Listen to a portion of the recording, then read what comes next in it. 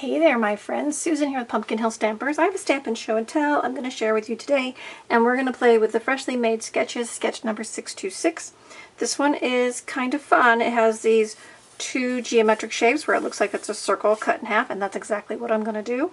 And then I'm going to play with the new Simply Zinnia bundle. That's the new online offering, and we've got beautiful DSP that we can play with, and then the stamps themselves. So I'm going to try to do this kind of planned out, but not exactly. So we'll see how it all goes. Alright, so first thing I did was I got myself a basic white card base, standard size, and I'm just going to crease that. Then I've cut myself a 4 1/4 by 5 1/2 piece of this DSP. Now I think I want to do it with the leaves up, but the flip side is that same green combo, and it could be kind of cool with stripes, so I'm not going to glue that down quite yet. Okay, the next thing I decided I would do was I die cut my largest stylish shape circles die out of this bright pink berry burst print that's got all these fun zinnias in the background.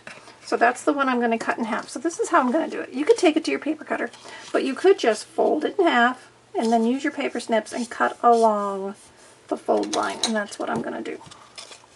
So sometimes I know I have people say, well, I have these great sketches I want to play with, but then they go and do something weird with the shapes, and I don't really know how I'm going to get that exactly right. Well, it doesn't have to be exactly right. Just have fun with it. So, like I said, just like old school art class, fold it in half, give it a crease, cut it in half. So I could go this way, like that. Could even turn it sideways and go like this, except for our leaves are going that way, so I'm going to leave it this way. Alright, so we're going to go this way. So, go like that, kind of. Alright, so we got nice bold colors. Alright, so now I'm going to do some stamping and coloring with my blend. So, this takes a little time, so be patient with me. So I'm going to ink up the large bunch of trio flowers here with my memento. I'm going to stamp that on another sheet of basic white. So memento when we're using blends. So memento ink. And then I'm going to flip it over because I just got ink on that with my finger. Stamp this down. Give it a good press. I haven't even put my sticker on yet because I've just been crafting. Okay, so now I'm going to color this with my, I've got Granny Apple Green for my green. So we're going to see how this goes. And then I've got Berry Burst for my flowers. Wow, my Granny Apple Green tips are not looking pretty. Let's see. Oh yeah, they're going to color fine though. Alright, so I'm going to get in here and do some leaf coloring. Now, Granny Apple Green is not actually one of the colors in the papers, but all of our greens kind of coordinate together, and I really wanted to use Granny Apple Green, so I did. It's my card, doing it my way. So, you can be a purist if you want and make sure you stick to the colors in your papers, or you can go with the coordinating colors and do it the way you want to. So, I said this last week, I'll do me, you do you. But the idea behind playing with sketch is the same.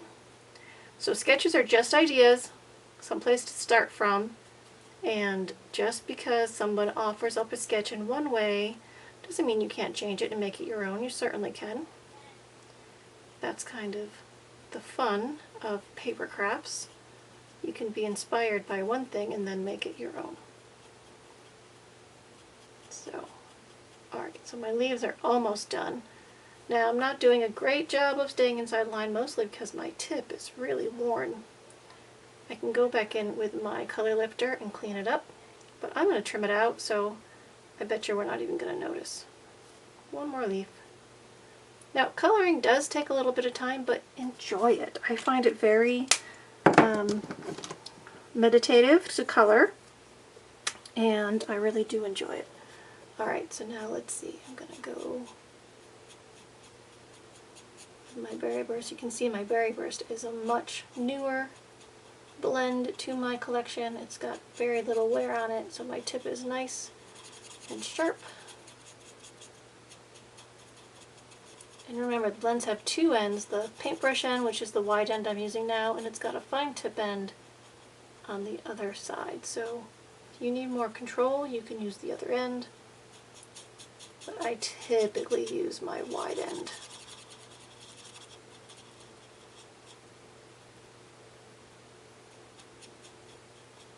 Okay, so one down, two to go. So leave me a comment here, guys, on the video when you visit. Let me know if you've purchased this bundle yet. I think it's kind of fun for springtime. I was eager to get it, and I've been having a lot of fun playing with it. I love the papers, the nice bright, bold colors that are in the papers. And I've been having a lot of fun playing with different sketch ideas with it. So if you've gotten it and you're playing with it too, I'd love to hear what your favorite is, or if you'd like to see something done with it, leave me a comment about that too. I'm always happy to take suggestions on projects or techniques that you haven't seen in a while, and I'm happy to produce those for you as well. Okay, I might have to go to that fine tip just to get that last little edge, but we'll see. Let me get the center done. Now I could go with two colors, but I think I'm just going to go with the lighter color here and not do the two-tone blending with my blends. I think I'm just going to let it be nice and bright. Now, one of the things I really love about when I color with my blends is that as they dry, they kind of lighten up. So that's a neat after effect. I used to say they kind of look translucent, right? You can't really see through them, but they've got this glow to them, I think. And so they are one of my favorite coloring implements. Now I'm just going to trim this out kind of with a halo effect around the edges, so I'm not going in too tight, mostly to save time, because I know you guys don't really need to watch me cut this out, but you know, when I'm stamping on the fly, I don't always do things ahead of time. I just do them while we're sitting here chatting and having a good time. So, about halfway around. Now, yes, there are dies that coordinate with this set. I happen to not purchase them when I purchase my set.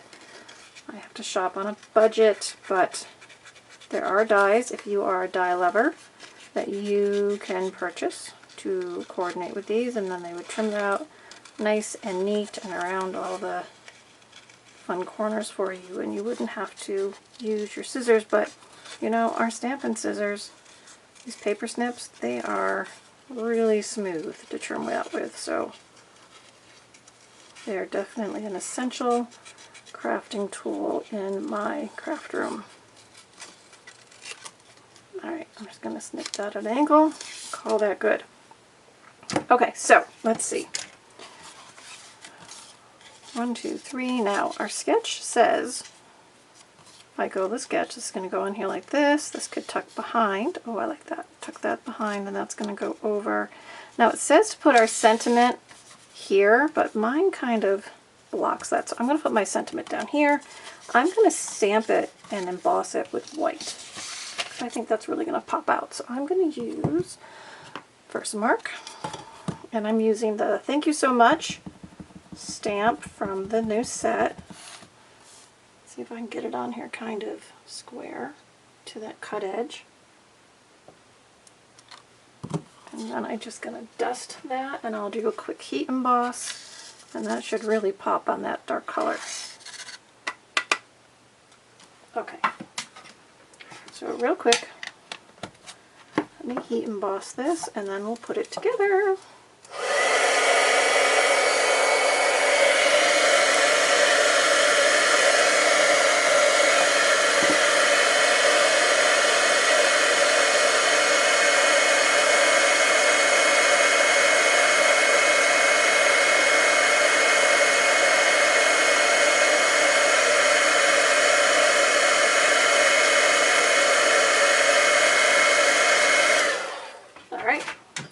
Split. Right, so let me get my adhesive out and we'll put it together and call it done. So this one's just going to face the front of the card, and I'm going to keep it the leaves.